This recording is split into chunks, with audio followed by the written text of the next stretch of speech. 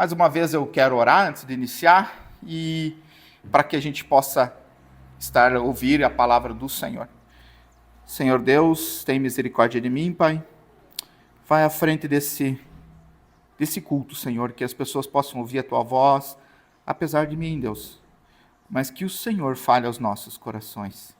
Livra-nos do mal e nos guia, Pai, para a Tua justiça.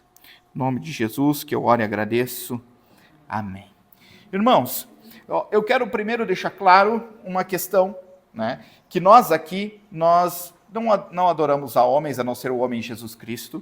Nós, homem e Deus, né? Nós usamos a figura histórica de Lutero e com um arcabouço histórico, uma linha do tempo, para a gente observar a providência de Deus. Vocês lembram, porque eu mesmo falei sobre providência para vocês, eu lembro que estava aqui falando, sobre o que? Como Deus governa a história, e olha, por que Deus fez a reforma?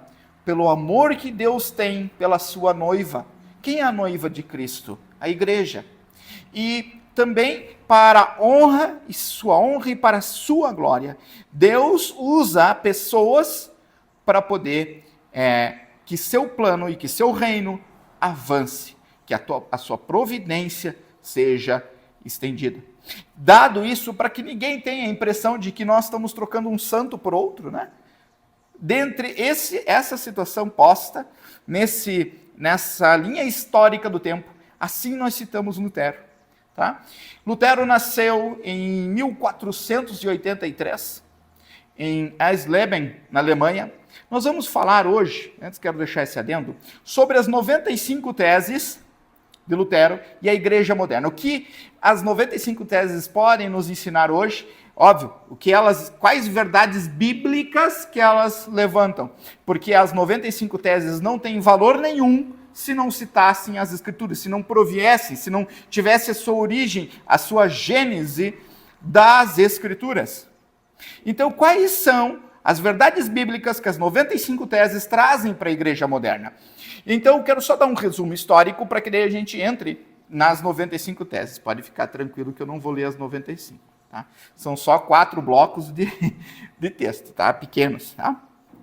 Então, em 1483, precisamente no dia 10 de novembro desse ano, nascia Martim Lutero, filho de Hans e Margarete, camponeses alemães. Fora batizado um dia depois. Aliás, foi batizado um dia depois. E recebe, então, o nome do santo que era comemorado no dia 11 de novembro. Martin Luther, Martin de alguma coisa. E veja como Lutero estava, era um contexto em que só existia uma igreja, e essa igreja influenciou a vida de Lutero no sentido de que ele já recebe o nome do santo. Né? Seus pais decidem mudar para Mansfeld, que é uma cidade ao lado de Eisleben, e lá os seus pais, Hans e Margarete, né, precisamente seu pai, começa a trabalhar numa mina de cobre. E nessa mina de cobre isso faz com que, com muito esforço e trabalho, eles consigam ter uma condição financeira melhor, já que eles eram muito pobres antes. Tendo uma condição melhor, o menino Lutero, que era um menino destacado desde sua infância, desenvolve seus estudos nas escolas locais, né? Sempre se desenvolvendo ao ponto de ser mandado para uma outra cidade ao lado de Mansfield para terminar seus estudos. Ele cantava, fazia corais, né? Porta em porta para receber dinheiro para se sustentar e recebendo essas ofertas, ele se sustentava e assim ele chega a tal tempo de ir à faculdade, à universidade. E ele vai então para a Universidade de Erfurt, na Alemanha. E lá ele é bacharel em filosofia, cursa também a faculdade de artes, ele se torna mestre em artes, não artes marciais, artes no sentido geral, né? E nesse tempo, ele um dia está voltando para sua casa, precisamente em 1505, estava numa viagem entre Mansfield e Erfurt, e ele começa a ter uma chuva muito grande, uma tempestade muito grande, e nesse dia ele achou que ia morrer. E como todo mundo naquela época que achava que ia morrer, fazia o quê? Promessas, né? E ele promete a Santa Ana, que ele iria se tornar um monge, um padre, se ele sobrevivesse. Aprove a Deus, com sua misericórdia, preservar a vida de Lutero, e Lutero, então, contra a vontade de seu pai, que queria que ele estudasse direito, inclusive ele já havia iniciado a faculdade de direito, ele entra para a vida monástica. O que é vida monástica? Né? Dentro dos mosteiros. Os antigos aqui até lembram mais, porque era mais clássico isso. Isso em Erfurt, na Alemanha. Só que aí Lutero é confrontado com a palavra de Deus. Lutero sempre foi um homem que procurou entender a justiça de Deus, que procurou entender por que um Deus santo se relacionaria com um homem pecador.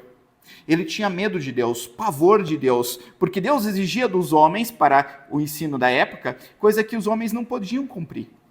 E era isso que a Igreja Católica, naquela época, e inclusive até hoje, ensina, que a pessoa é salva pelas obras. E ele fazia obras, mas ele entendia que o coração dele era impuro, e ele procurava entender. Então, como que Deus era justo, se Deus mandava ele cumprir coisas que ele não conseguia? E sendo confrontado com as Escrituras, muito bem lembrado, com Romanos 1,17, ele encontra: o justo viverá pela fé. E ele entende, então, que a justiça de Deus é aplicada ao homem através da fé em Cristo Jesus. E ele diz, relatando esses fatos, que é como se ele entrasse pelas portas do paraíso, porque ele entendeu que o sacrifício foi feito por Cristo e esse sacrifício é aplicado em nós através da fé na obra redentora de Cristo. A salvação se dava assim. E isso começou a mexer com ele. Ele foi encaminhado de Erfurt para Wittenberg. E lá ele começou o estudo mais aprofundado da teologia. Cada vez mais. Foi professor de teologia na faculdade de Wittenberg.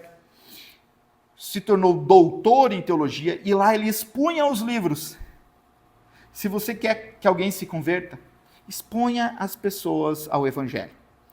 Exponha as pessoas às Escrituras. E sendo exposto às Escrituras, já tendo conhecido, né, que o homem viverá pela fé, ele então, num dia, ele é mandado pelo chefe da universidade. Antes, ele já tinha feito uma viagem a Roma, faz uma segunda viagem a Roma. Quando ele volta de Roma, ele fica abismado. Mas como? Se a Bíblia diz isso, por que em Roma se vende santos? Em Roma se vende indulgências. O que é indulgência? É um perdão papal para as pessoas que estavam no purgatório. Lembra-se que o Papa da época dizia que existia o purgatório, era um lugar onde a alma ia, que não era nem céu nem inferno, e nesse lugar ela pagava a pena pelo pecado. Só que aí o Papa podia, se você comprasse um perdão para alguém que já tinha morrido, você podia comprar esse perdão e o Papa dava o perdão e a pessoa podia sair do purgatório. Essa era a indulgência, tá? Obviamente que isso não é real, não é bíblico, né? Estou só contando o arcabouço histórico para a gente chegar aonde a gente quer chegar no dia de hoje. Logo, Lutero volta muito abismado com essa história.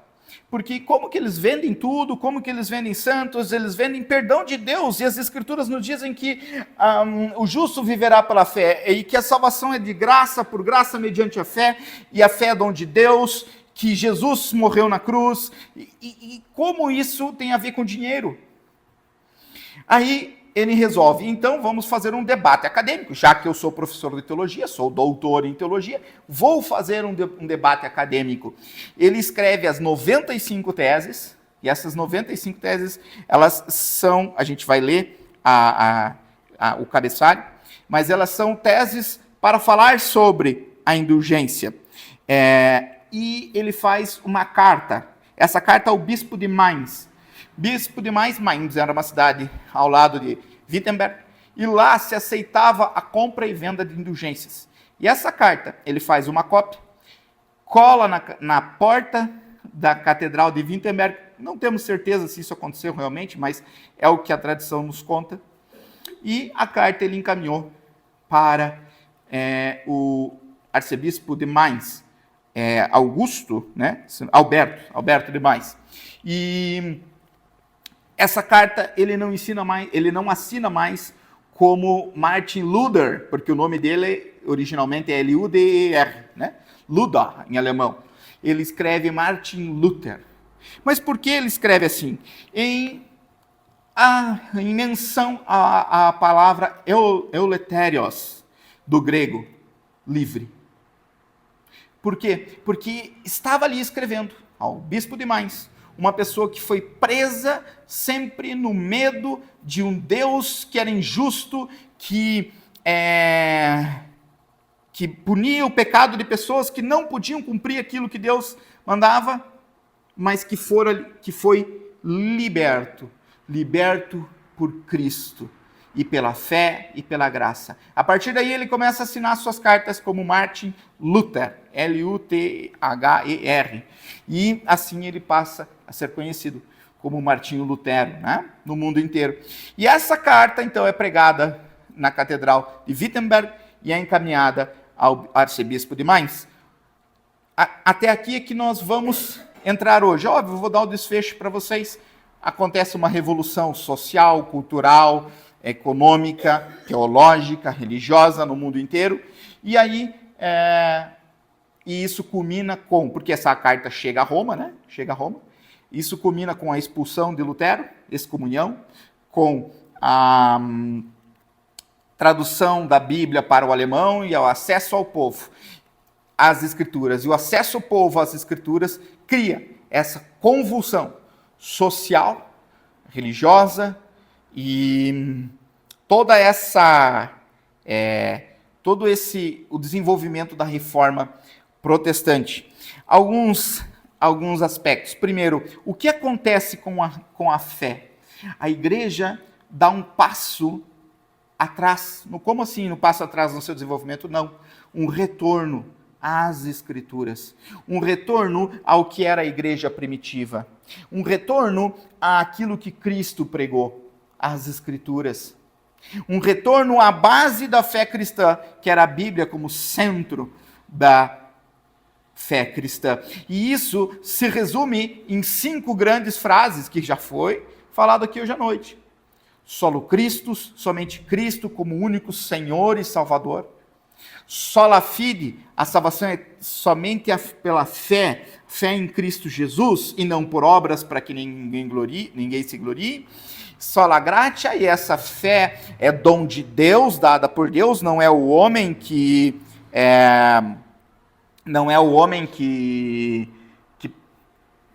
tem isso por si só, é um presente, é um dom de Deus, a salvação é um dom de Deus, mediante a fé. Solo Christus, como eu já falei, sola fide, sola Escritura, toda a nossa regra de prática, fé e doutrina vem tão somente da Bíblia, e tudo o que for falado sobre Deus está sob, ou seja, embaixo ou abaixo, no caso, do que as Escrituras nos ensinam.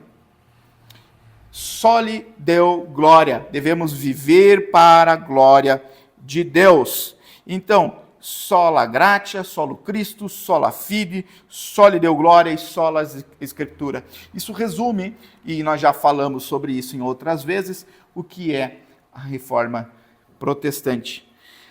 Ok? Esse é só um arcabouço histórico para que nós entendamos o que nós vamos falar. Nós vamos falar sobre essas 95 teses. Ademais, nós temos uma figura que eu queria ressaltar, Johann Tetzel. Porque Johann Tetzel, eu vejo hoje Johann Tetzel nas televisões, eu vejo Johann Tetzel nos rádios, Johann Tetzel falando até hoje. Obviamente que não é a figura dele, mas pessoas que falam como ele. Sabe quais são 2 frases de Johann Tetzel? Uma é, ao escutar o tilintar de uma moeda entrando num cofre, vejo uma alma indo ao paraíso. Pessoas vendendo a salvação. Outra, se alguém até mesmo violar a mãe de Deus, leia-se Maria, a compra de uma indulgência pode perdoá-lo. Essas são as frases de Johann Tetzel. Como você ouve Johann Tetzel? Eu vejo muitas pessoas que até hoje tentam vender a salvação de Deus. Mas hoje talvez não é só o dinheiro que as pessoas vendem por dinheiro, vendem por frequência em culto, vendem por pagamento de dízimo, vendem por promessa, vendem por, enfim, várias coisas, e a gente vai ver isso ao decorrer do texto. Indignado contra tudo isso, Lutero então escreve. E quando que ele colocou essas folhas das 95 teses na catedral, a começar de que isso não foi algo que Lutero fez, primeira coisa, tem uma questão que foi pensada na data. Lutero colocou no dia 31 de outubro, porque era comemorado ali o dia de Todos os Santos. E era como ele estava falando sobre indulgências, e pessoas que estavam comprando coisas de mártires e santos, ele coloca lá, nesse dia, ok? E outra questão Lutero não coloca isso como raiva ou como uma forma de humilhar o Papa, não é isso.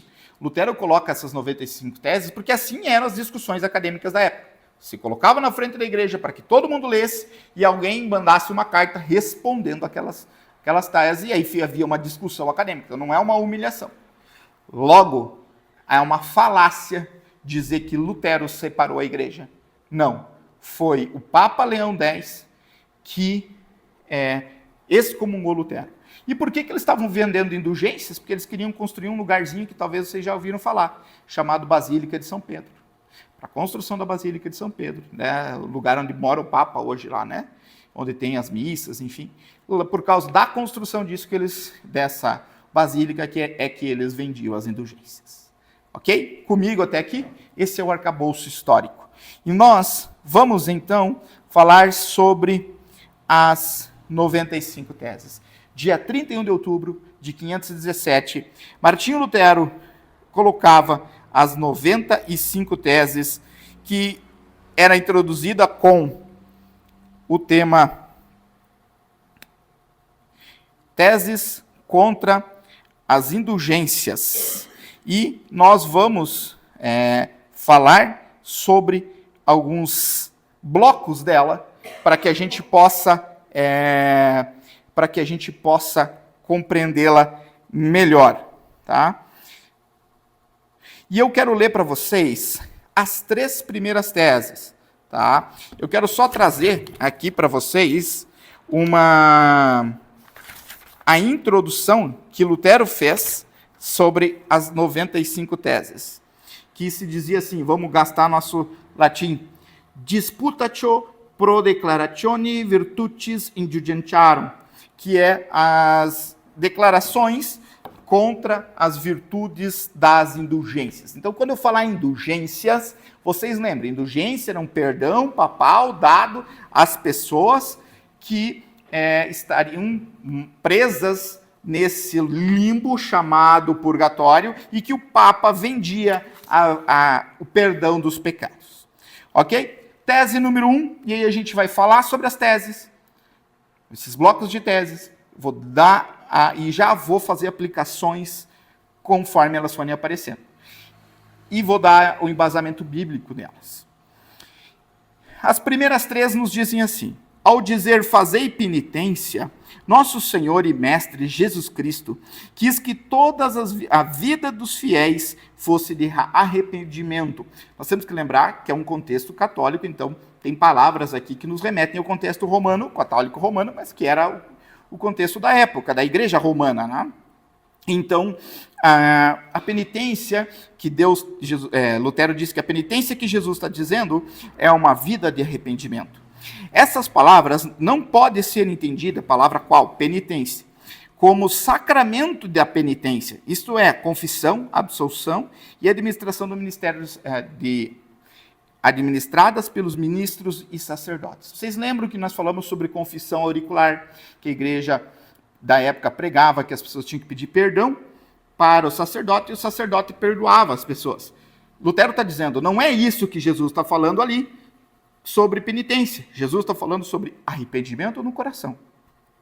Contudo, ele não quer apenas que seja um arrependimento interior. Sim, o arrependimento interior é nulo se não produz externamente diversas mortificações na carne. O que Lutero está querendo falar aqui? Que o arrependimento não é um sentimento interno. Ele traz repercussões. E a gente vai falar sobre isso. A aplicação desse bloco nos diz que a vida do cristão deve ser marcada pelo arrependimento sincero, genuíno, constante e transformador. Sincero, porque envolve o ser como um todo. Genuíno, porque é baseado em Cristo. Constante, porque é uma decisão que é reafirmada dia a dia. E transformador, porque o arrependimento vem...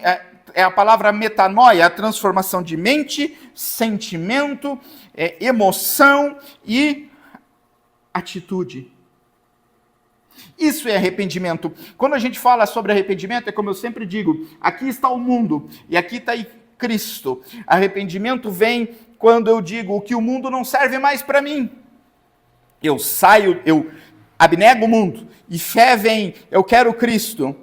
Então o arrependimento, ele não é genuíno se ele não é como um ser completo, baseado na obra redentora de Cristo, e ele não é genuíno quando ele é apenas um sentimento externo. Ele é genuíno quando, aliás, o sentimento interno, ele é genuíno quando ele traz uma transformação externa. Quando um arrependimento não traz transformação externa, isso chama-se remorso.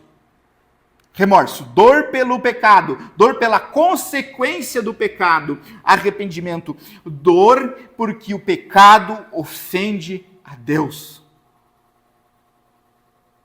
E Mateus 4,17 nos diz, e aí as escrituras, daí em diante Jesus começou a pregar e dizer, arrependam-se, porque próximo está o reino dos céus.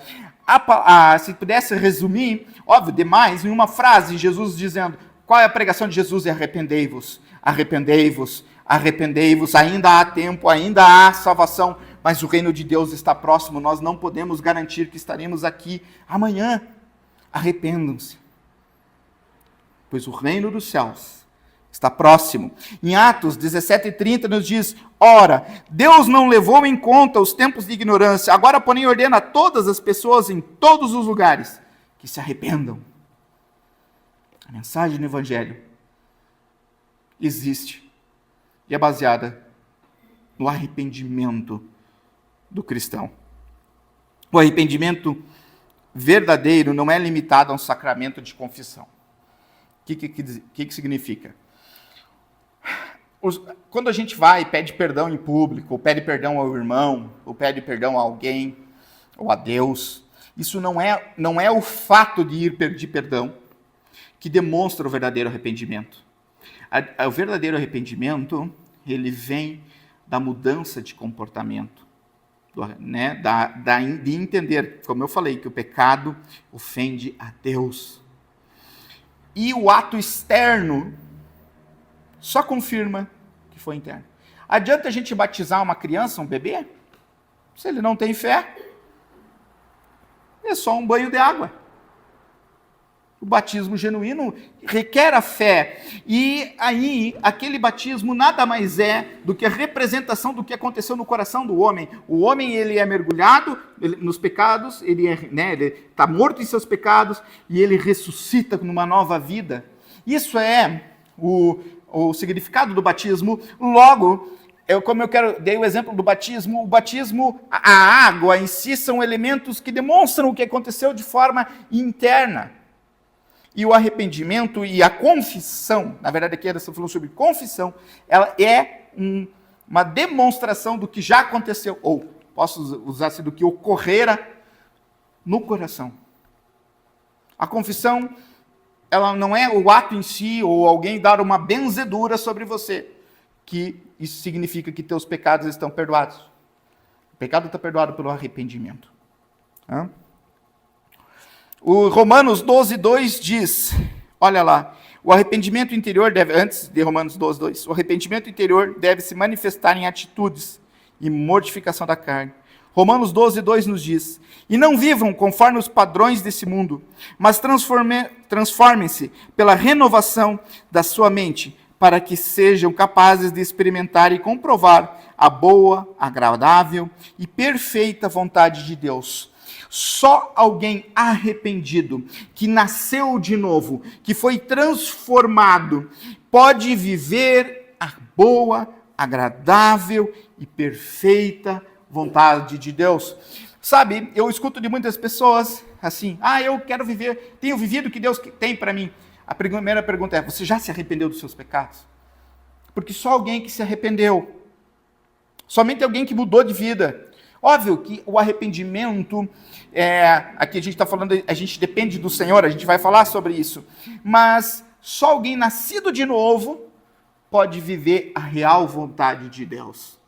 Porque aí vem o texto de Tiago, que é um texto difícil, mas eu tenho que trazer aqui, que Deus quer que todos sejam salvos. Tem dois sentidos, todos os tipos de pessoas, reis, desde pessoas mais humildes até pessoas mais elevadas, mas mostra também o caráter de Deus, que Deus não se alegra na perdição humana, que Deus não se alegra com o pecado que entrou na humanidade. Então, para viver a perfeita vontade de Deus, só existe para aquele que é crente, aquele que é convertido, aquele que nasceu de novo. Só pode ser filho aquele que tem um pai, aquele que é órfão, não pode ser filho. E para nós termos relacionamento com esse pai, nós precisamos do nosso Senhor Jesus Cristo. Amém? Atos 13, 19 nos diz, portanto arrependam-se e convertam-se, para que os pecados de vocês sejam cancelados, para que da presença do Senhor venham tempos de refrigério. Você quer saber se você se arrependeu? Se Jesus veio habitar no teu coração, se você perdeu perdão pelos seus pecados, de forma salvífica, é isso que eu estou falando. A minha pergunta é a seguinte, isso causou alguma mudança na sua mente, no seu sentimento, no seu coração? Se não, não é arrependimento. E aí a palavra te exorta e me exorta, arrependam-se, porque está próximo o reino dos céus. O Espírito Santo é quem pode trazer esse arrependimento genuíno. Somente Deus pode iluminar nossa mente para que enxergamos qual é o tamanho da nossa ofensa diante de Deus, ao ponto de isso trazer arrependimento ao ser humano. E Deus diz que aqueles que pedirem de forma genuína, Ele o dará. Então peça a Deus arrependimento. Mas então Deus salva todo mundo? Não. O arrependimento vem àqueles a qual Deus iluminou, a qual Deus predestinou. Isso tudo a gente já viu em Efésios capítulo 1, não vou entrar em teologia aqui mais dura, mas peça a Deus o arrependimento genuíno. O Espírito Santo vai produzir isso em você, se você não tem ainda. E esse arrependimento vai trazer em você uma nova vida, uma vida de ódio contra o pecado. Essa palavra eu sei que é muito forte. E amor para aquilo que é de Deus. Amém? Esse segundo bloco são as teses 32, 35 e 37. E as teses 32 diz, cartas de indulgências serão eternamente condenadas, juntamente com seus mestres, aqueles que ensinam isso. Aqueles que ensinam que a absolvição papal torna um homem livre de toda a pena e salvo, estão pregando algo que não corresponde à vontade de Deus. Todo cristão verdadeiramente arrependido tem direito à remissão plena de pena e culpa, mesmo sem cartas de indulgências. Primeiro, o arrependimento genuíno, a conversão genuína, ela ocorre no coração do crente. Ela ocorre num relacionamento individual com Deus. Não é um relacionamento institucional. Ou seja, Deus não tem netos, ou seja, não é a fé e o arrependimento do meu pai que vai me salvar. Não é o arrependimento meu e minha fé que vai salvar meu filho. Deus não tem netos. Deus não tem amiguinhos. Eu sou amigo de Deus, Deus é meu amigo e está tudo bem. Ou Deus, ele não tem um simpatizante. Não, eu me simpatizo com Deus. Olha aí, eu sou um cara legal. Eu me simpatizo com Deus. Não, Deus tem filhos. E ele faz filhos por meio do Espírito Santo, causando o arrependimento, trazendo a nós essa visão da miséria humana e a necessidade do arrependimento e da fé em Cristo Jesus. E a partir do momento que temos essa revelação, a entrega da vida a Cristo, nós somos então chamados filhos de Deus. Romanos capítulo 5, Romanos capítulo 1. Deus não possui netos, ele possui só filhos. Cuidem. Será que a minha fé, e aqui eu penso como isso é aplicado à igreja hoje, tem pessoas querendo comprar Cristo, querendo comprar com dinheiro, querendo comprar com visitas a cultos, a visitas a denominações. Jesus só tem uma denominação, chamada igreja. Ela não é institucional, ela é composta por crentes arrependidos do mundo inteiro, de todas as denominações, sim, batistas, presbiterianos, assembleianos, pessoas que creem em Cristo de forma genuína e que montam a igreja invisível, a igreja de Cristo que estará nos céus, proclamando santo, santo, santo, Deus eterno e todo-poderoso. Essa é a igreja de Cristo, e a igreja de Cristo não pode, e ninguém pode entrar nessa igreja querendo comprar por dinheiro, por dízimo, por oferta, por ficar ajoelhado no milho, ou por qualquer coisa, por interesse pessoal, por querer provisão financeira. Não. Só entra dentro da igreja verdadeira aqueles que se arrependeram e têm fé em Cristo Jesus. Então, que nós não sejamos consumidores de indulgência. Vocês sabem, nós temos novos convertidos aqui, que não é a benzedura do pastor que vai te salvar, mas sim a tua fé genuína com Cristo real, pessoal. É isso que te transforma e é isso que faz de você um crente. Amém? É muito bom ver jovens se chegando. Que privilégio ser teu irmão, meu irmão. Continue assim, entregando a tua vida a Cristo e renegando tudo aquilo que for religiosidade humana, mas sim entregando ao Cristo, o Deus vivo, aquele que nos dá água, como cantamos, aquela água que quando nós ingerimos não dá mais sede. O pão da vida. Jesus, o pão da vida, aquele que come, não terá mais fome. Aquele que estando nele, ainda que morra, viverá.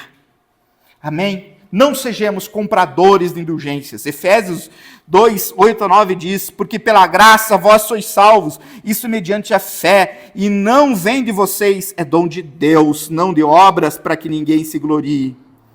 Se confessarmos os nossos pecados, ele é fiel e justo para nos perdoar os pecados e purificar de toda a injustiça. Romanos 3, 24. Sendo justificados gratuitamente por sua graça, mediante a redenção que há em Jesus Cristo. Olha Atos 4, 12. E não há salvação em nenhum outro, porque abaixo do céu não existe nenhum nome dado entre os homens pelo qual importa que sejamos salvos. Então, se você hoje, você que está me ouvindo também essa palestra, essa pregação, se você confia em algo ou alguém que não seja Cristo, instituição, obras para a sua salvação, converta-se. Você não conhece Jesus Cristo. Ele é o nosso Salvador. Pois somente a fé em Cristo Jesus pode salvar o pecador. E isso não vem de nós, é dom de Deus. Peça e Deus vai te dar. Crê em Cristo e será salvo, tu e tua casa. Os textos agora vêm das teses 41, 53, 54, 62 e 63. A tese 41 nos diz: os apóstolos, bispos, teólogos que dizem que deve-se pregar com frequência a indulgências como sendo o mais precioso tesouro da igreja, estão equivocados. São inimigos de Cristo aqueles que, para pregar indulgências, mandam silenciar por completo a palavra de Deus nas outras igrejas. Injuria-se, ou seja, ofende-se a palavra de Deus quando em um mesmo sermão se consagra maior espaço as indulgências do que a esta palavra, a palavra de Deus. 62. O verdadeiro tesouro da igreja é o santíssimo evangelho da glória da graça de Deus. 63. Esse tesouro, porém, é extremamente odiado, porque faz os primeiros serem últimos. 63. Este tesouro, porém, é extremamente odiado, porque faz os primeiros serem últimos. 63. Esse tesouro, porém, é extremamente odiado, porque faz dos primeiros serem os últimos. Eu enfatizei aqui, é óbvio, porque é verdade. É verdade o quê? O grande tesouro que a igreja possui, o que nós temos que salva as pessoas, que quando lançado ao mar pode ser a boia, a pedra de salvação, para que as pessoas possam vir até o barco, que é o barco de salvação. O que é isso? É o evangelho de Jesus Cristo. É ele que tem poder para salvar o pecador no mundo inteiro. E é isso que nós temos, é isso que nós temos de mais precioso. Não é o nosso templo, o nosso sistema de som, o nosso pastor, que é uma bênção, maravilha, mas não é nada aqui da terra. O que nós temos de mais precioso não são nossas riquezas, mas é o evangelho de Jesus. É isso que dá poder para a igreja. Se nós estamos hoje na China comunista, na Coreia do Norte, pessoas sofrendo por causa do evangelho e indo expandido com poder e glória o evangelho em um mundo muçulmano do Oriente Médio, e essas pessoas estão pelo poder do evangelho. E o que é o poder do evangelho? É o poder da palavra de Deus. Não são promessas humanas, não são promessas de papas, santos, pessoas, ou a própria promessa de Lutero, Calvino, Knox. Não, é a promessa de Deus para a salvação do homem. E isso é o maior tesouro que a igreja tem. Os méritos que Cristo conquistou, e ele fornece ao crente, ela é aplicada ao crente mediante a fé. E a fé vem do quê? De ouvir. De ouvir o quê? A palavra de Deus. O grande tesouro que a igreja possui, o evangelho, é ele que pode resgatar a pessoa. Nessa ilustração que eu fiz, imagina que nós todos aqui estamos dentro de um barco. Nós estamos vendo pessoas perdidas, indo se afogar nesse mar. E nós lançamos boias para essas pessoas. Essa boia é a salvação de Jesus Cristo, que se tem pelo evangelho. E quando essa pessoa entra dentro do barco, o próprio barco é o nosso Senhor Jesus Cristo, a nossa rocha, força, seguro, bem presente no dia da tribulação. Bem-aventurado o homem que ama a palavra de Deus, é como árvore plantada ao lado do ribeiro, dá folhas e frutos. Essa é a paráfrase, do Salmo. Enfim, Romanos 1,16 nos diz: pois não me envergonho do evangelho, porque é poder de Deus para a salvação de todo aquele que nele crê, primeiro do judeu e também do grego, ou seja, de todos. Sim, Efésios 3,8, deveras considero tudo como perda, por causa da sublimidade do conhecimento de Cristo Jesus, meu Senhor, por amor do qual perdi todas as coisas e considero como refúgio para ganhar a Cristo. Todo o conhecimento humano, toda a filosofia humana, todo o entendimento, toda a riqueza do mundo, todo o poder, toda a majestade, considero como refúgio, como lixo, diante do conhecimento da salvação de Deus. Porque todas as demais coisas podem melhorar a tua vida, vão melhorar a tua vida. Dinheiro é bom, vai melhorar a tua vida. Conhecimento é bom, vai melhorar a tua vida, mas não vai salvar a tua alma. Nada disso pode salvar a tua alma. Quando eu dou um remédio para uma pessoa e essa pessoa se cura, ela vai morrer. Meu pai vai fazer uma cirurgia amanhã e a notícia é, pode sair dessa, mas ele vai morrer um dia. Mas se ele crê em Cristo, ele ainda que morra, viverá. Vocês entendem o poder desse evangelho? É muito. Esse é o poder da igreja. É sobre isso que irmãos morrem dia após dia pregando esse evangelho. Porque é como um homem que vê um tesouro muito grande, vende tudo que tem e adquire aquele campo. É isso que a Bíblia diz, que é a salvação que vem da palavra de Deus. É o poder, algo mais maravilhoso podemos ter. Minhas crianças, a Esther ainda não entende, mas o Mike e o John sabe, o pai não quer nada de vocês, olha, eu esqueço, você pode ser mendigo de rua, não importa, desde que seja salvo. crente. As demais coisas são tão pequenas. Diante desse universo, legal, eu vou continuar trabalhando, vou continuar me desenvolvendo, legal. Nós não cremos que Deus, a riqueza é excluída da vida cristã, ou o cara é pobre e vai para o céu. Não cremos isso, nós não cremos na salvação pelas obras, mas nós cremos que tudo aqui vai passar e um dia nós estaremos com Deus. E esse é tão maravilhoso. Quão pequeno é o dinheiro do mundo. Quão pequeno é o poder do mundo. Quão pequeno é os prazeres do mundo diante da salvação em Cristo Jesus. E se você frequenta alguma igreja, e aqui vai para quem está nos assistindo, cujo culto, o centro do culto, não é a pregação expositiva das Escrituras, e sim música, som, luz, artes, dança, saia dessa igreja enquanto é tempo. Saia dessa igreja. Se vocês frequentam algum lugar que as Escrituras não é o centro, saia. Sabe por quê? Porque a nossa alma, ela é enredada no sentido de, como fosse uma rede, um peixe jogado, pensa lá numa tarrafa ou numa rede. Nossa alma é enredada por essas coisas. A tal ponto de ser mais difícil ainda da pessoa sair e entender o verdadeiro evangelho. De repente a pessoa está lá anos e anos numa igreja em que não abre as Escrituras para pregar. E ela está lá amarrada, porque aqui eu me sinto bem, porque aqui é legal, porque aqui tem uma musiquinha legal. Eu sei que a Daia, a Leide, o pai, o pastor se esforçam muito. Mas eu sei que nós sabemos que faz falta alguns instrumentos, alguns músicos. Mas aqui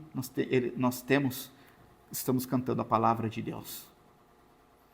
Aqui tem pessoas crentes cantando, levando vocês a louvor. E isso é muito maior do que as coisas dessa terra. E lembre-se, o verdadeiro evangelho,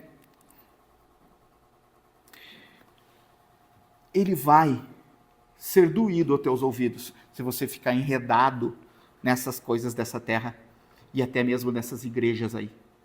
Você não vai mais suportar o evangelho de Cristo. Para você vai ser abominação o evangelho de Cristo. Porque o evangelho de Cristo não veio para você se sentir bem. Veio para te salvar. Veio para me salvar, um maldito pecador como eu, mas amado por Deus, perdoado por Deus, pela oferta do seu Filho, Jesus. É para isso que existe o Evangelho, e não para você se sentir bem, não para resolver teus problemas emocionais. Tudo bem, algumas bênçãos vêm, óbvio que vêm, só que me dá as bênçãos de Estevão, as bênçãos de Tiago, que foi jogado do templo, Paulo, Pedro, um crucificado, mas eles tiveram bênçãos, as pessoas foram convertidas, as pessoas foram transformadas, e isso não tem preço. Nosso reino não é desse mundo. E por último, mas não menos importante, os versos 93 e 95, as teses 93 e 95. Bem-aventurado todo aquele cristão que confia que será salvo por meio da cruz de Cristo. Esse não pode ser prejudicado. E assim que os cristãos busquem seguir a Cristo, seu cabeça, através das... Olha lá, ó. E assim que os cristãos busquem seguir a Cristo, sua cabeça, através de penalidades, mortes e infernos. Já vou explicar o que é isso. Olha o que Gálatas 6,14 nos diz. Mas longe esteja de mim gloriar-se, a não ser da cruz do nosso Senhor Jesus Cristo, pela qual o mundo está crucificado para mim e eu para o mundo. Mateus 16, 24.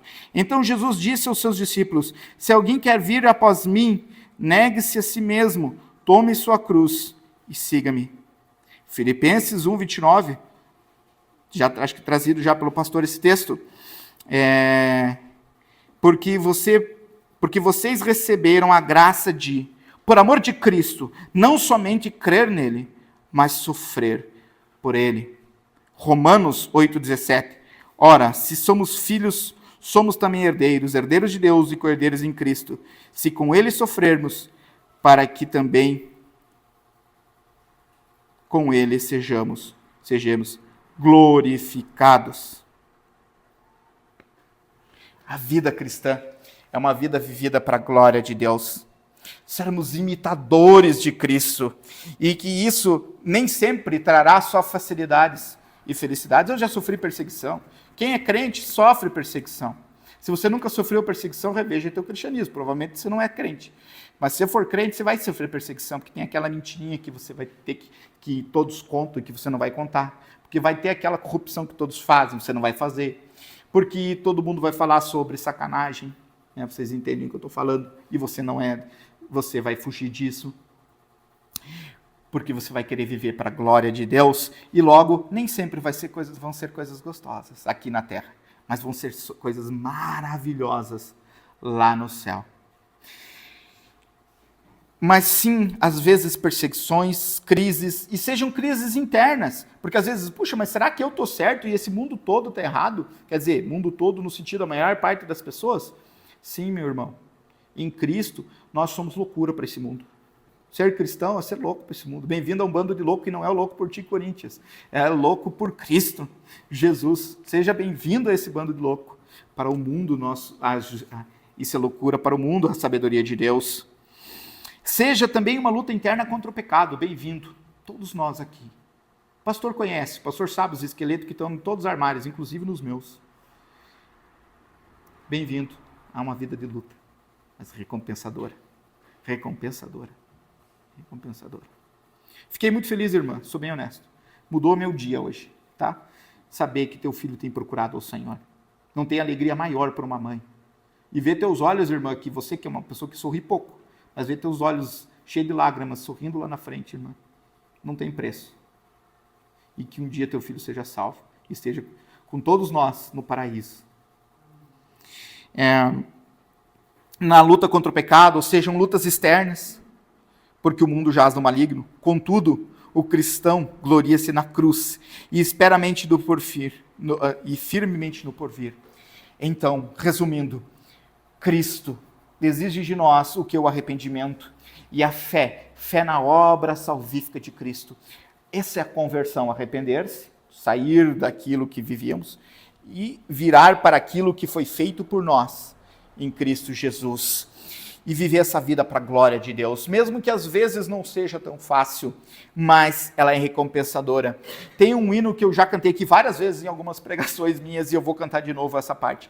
Nunca os bens da terra poderão comprar a mansão celeste em que tu vais morar. E lembre-se o que diz Filipenses 2:21, pois para mim viver é Cristo e morrer é lucro. Para mim viver é Cristo e morrer é lucro. E que sejamos assim, justos, no sentido de viver pela justiça de Deus, vivendo pela fé, pois o justo viverá por fé, como em Romanos 1,17. No sentido de que nós abneguemos de tudo aquilo que não está sob as autoridades das Escrituras, e sobre o Evangelho, e sobre a salvação em Cristo Jesus, como único Senhor e mediador. Abandone, jogue fora, arrependei-vos, pois é chegado o reino dos céus. Senhor Deus, nós entregamos as nossas vidas a Ti, Deus. Muito obrigado porque o Senhor nos salvou, o Senhor nos chamou, o Senhor nos justificou e o Senhor nos glorificou. E um dia estaremos contigo, Pai, no paraíso. Pai, se algum de nós, Deus, que está aqui essa noite e não entregou a sua vida para Jesus nessa forma, que faça ainda essa noite, Deus, pois não sabemos o dia de amanhã. Senhor, ilumina os nossos corações para que a gente entenda quão pecadores somos diante de um Deus santo. Pai, também ilumina os nossos corações para que a gente confie naquele sacrifício que o Senhor fez por nós. Pai, também, Senhor, ilumina os nossos corações para que nós entreguemos as nossas vidas a Ti. Também, Senhor, ilumina os nossos corações para entendermos que viver é viver para a glória de Deus. Ilumina os nossos corações para que a gente viva nesse mundo e não nos contaminemos com esse mundo. Senhor, ilumina nosso coração através da Tua palavra santa, verdadeira. Pai, que não tem erro, inerrante, a Tua palavra eficaz e poderosa para salvar a todo o pecador. Senhor, que o Teu Evangelho, a Tua boa notícia, seja aplicada em nós hoje e que possamos, Deus, nos entregar 100% a Ti, vivendo só Teu glória. Em nome de Jesus, amém.